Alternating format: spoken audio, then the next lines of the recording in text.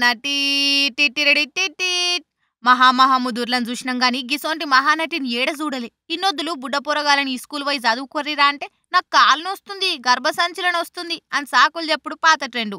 కానీ ఈ బుజ్జిని చూడుర్రి కొత్త ట్రెండ్ను ఎట్లా సెట్ చేసిందో. అని చెయ్యి కింద పడితేనేమో నిద్రపోనట్టు, చెయ్యి పైనే ఉంటేనేమో నిద్రపోయినట్టు. సరేనా? ఇంకా అమ్మాయిని మనం లేపొద్దు. సరేనా? అమ్మాయితో రాపియద్దు.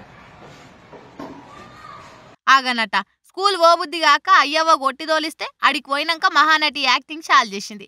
చెయ్యి లేపితే వన్నట్టు దించితే పండుకోనట్టు అని టీచర్ చెప్తే నీ అవ్వ దొరికిందే ఛాన్సు, చల్ ఎంత గుంజినా సరే దించుడలేదు అని గట్టిగా ఫిక్స్ అయింది.